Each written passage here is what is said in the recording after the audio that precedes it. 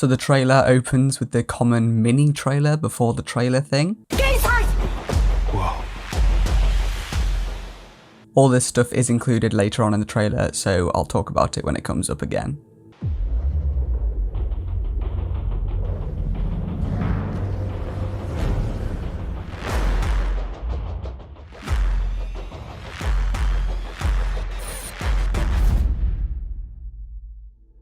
Opening the proper trailer this time, we have Jodie Whittaker as the Doctor making her way up towards the camera as it focuses in on her eyes. Now we don't really know a lot about the plot or stories of Series 13 at the moment.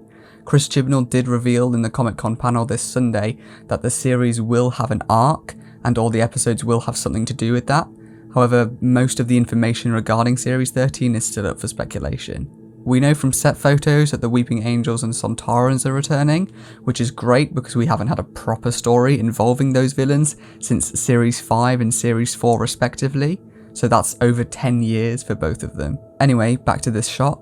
Obviously there is only so much you can get from these shots, but another thing we are pretty confident about is that at some point the series will go to the Crimean War, and this kind of foggy aesthetic could be the Doctor on the battlefield.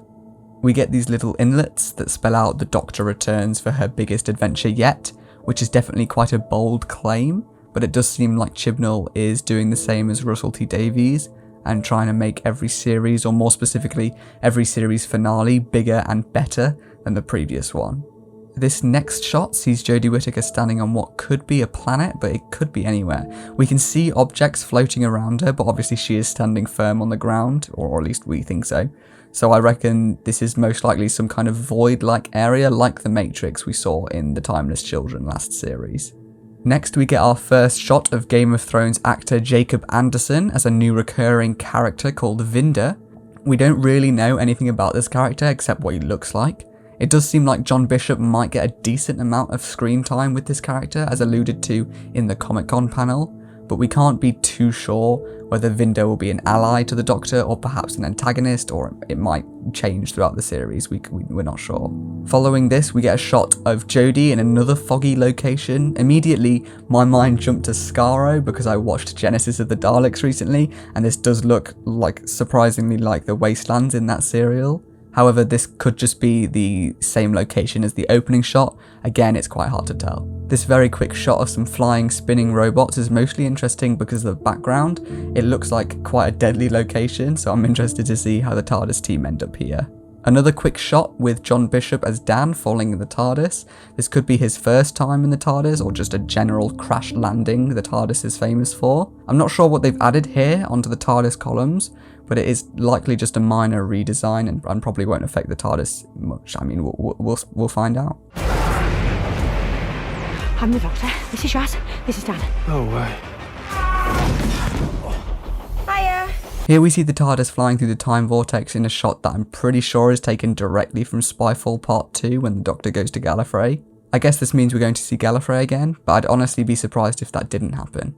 There's a shot of the Doctor introducing the TARDIS team to someone or something off camera. I have a feeling this is from episode 2 or 3, depending on whether the first story is a two-parter or not. Again, this could easily be another Crimean War set piece. Perhaps this is the TARDIS team encountering the Sontarans for the first time in the series. This leads into our first proper shot of Dan, which seems like him reacting to the TARDIS materialising or dematerialising, so likely from the first story of the series. He is wearing the same clothes as the previous shot, so that's another reason why I think that shot could be the second story. Dan falls into some kind of crypt of sorts. Both characters are wearing the early 20th century clothing we saw in set photos, so again I'm not sure what's going on here. You're hiding something. Get inside! Whoa.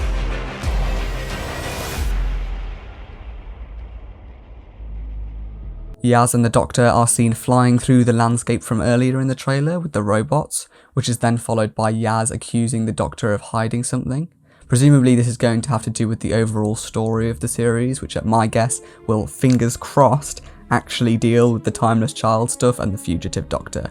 The TARDIS team evacuate to safety in, well, the TARDIS, and then we see Dan falling down some tube, which we've seen a surprising amount of in New Who. Following this is the Doctor priming a slingshot, potentially in order to set off some mechanism that the team has set up. Jodie is joined by what looks to be another guest star involved in this episode.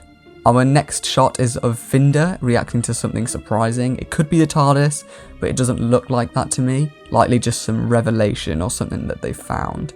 Some reaction shots of Dan and Yaz, one perhaps inside Dan's house and the other in some forest environment. Maybe it's the forest where Ryan threw his bike in Series 11, or who knows, maybe we're going to Delta Magna from the Power of Kroll.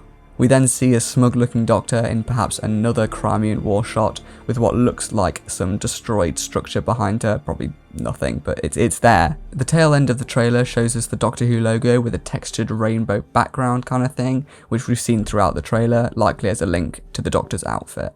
We get more confirmation that this series will air later this year, but when that is up for speculation. I for one subscribe to the idea that Series 13 will premiere on Halloween, mostly because of the set photos we've had, and also that Halloween is on a Sunday this year. Because of this, the Weeping Angels would obviously be a great choice for a scary aesthetic, but it does seem likely that the Sontarans will be in the first story of the series instead. Any questions? No. See you soon. The trailer ends with this interaction between Yaz and the Doctor, which I think is from the first story as well. I think it's good to remember that it looks like Series 13 only recently finished shooting, including reshoots.